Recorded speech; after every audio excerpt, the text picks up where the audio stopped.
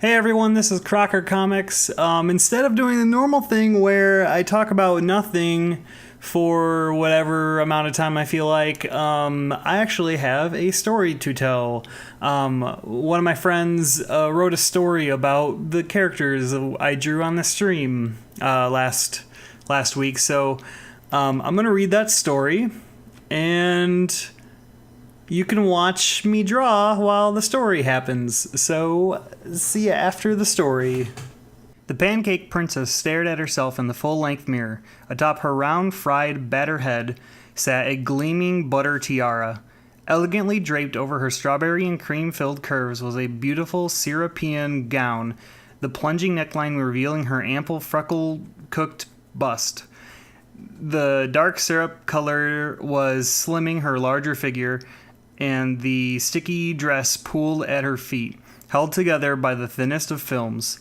All around her, royal attendants preened and fussed to make her as comely as a princess should be, a dozen souls devoted to fulfilling her every whim and perfecting her beauty, bringing it to its maximum potential. Today was her wedding day, a joyous day of regal royalty, raucous revelry, and somber ceremony. So then why was it that her reflection looked so sad? Cheer up, Buttercup, the crepe-headed woman buffing her nails said, with genuine enthusiasm. It's your wedding day. You're going to be queen of the greatest nation the Breakfast States has ever seen. It was true.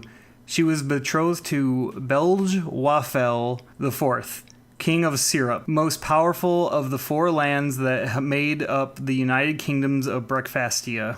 Their marriage would unite the two nations in a political alliance strong enough to pressure the burgeoning empire of Brunch.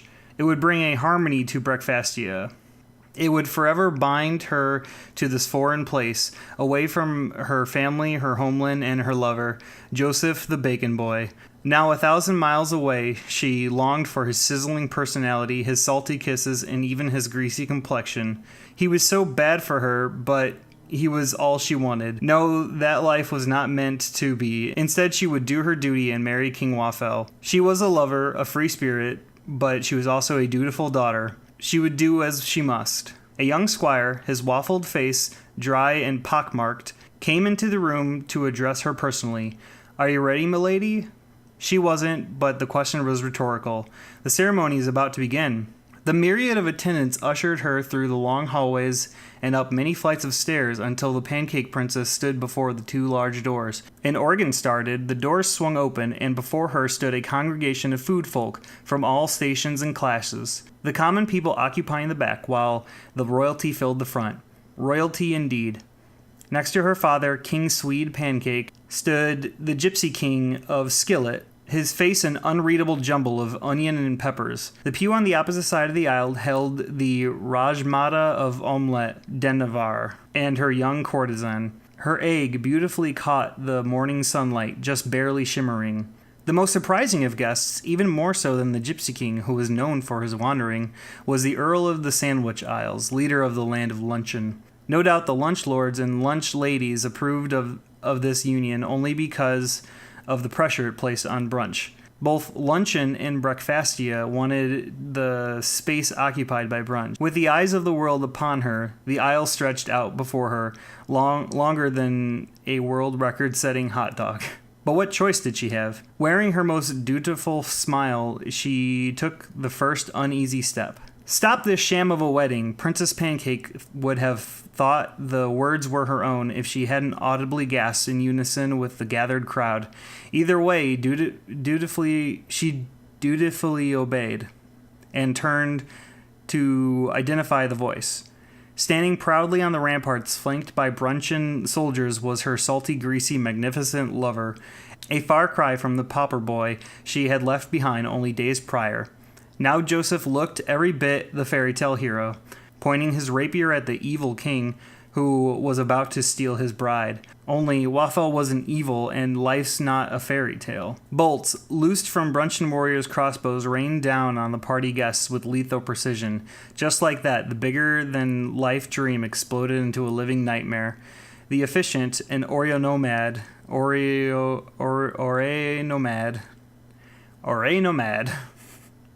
The efficient Oreo nomad and Oreo.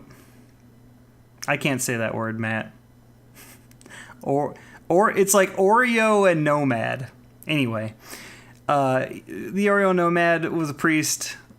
He took one attack right in his double stuffed face, his cream streaming from the resultant cracks in his cookie.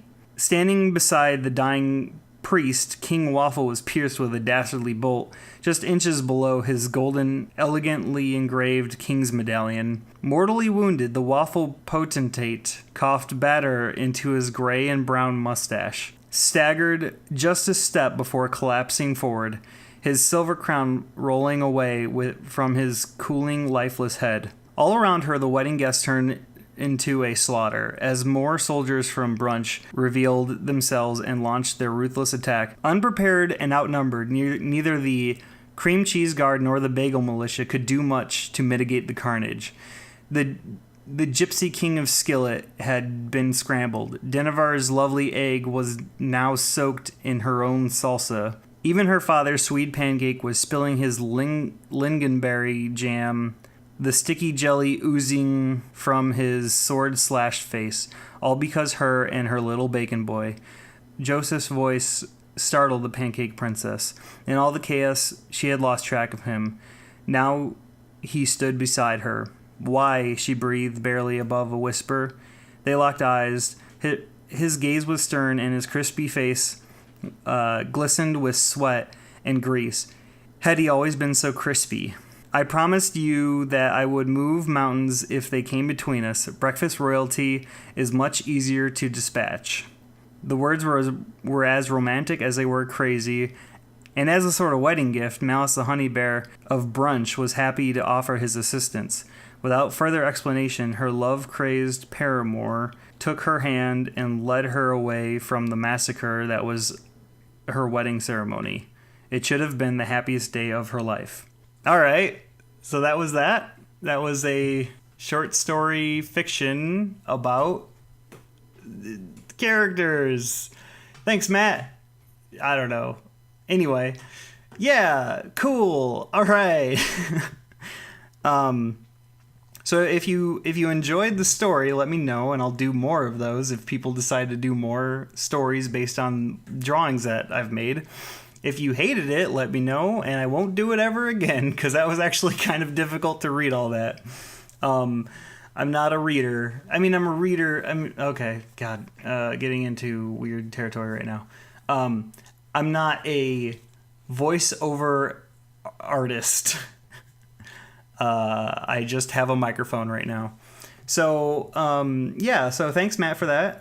Definitely I'll link your DeviantArt and this story into the description below. And if you guys liked it, give it a thumbs up. If you disliked it, give it a thumbs down. I don't care, honestly.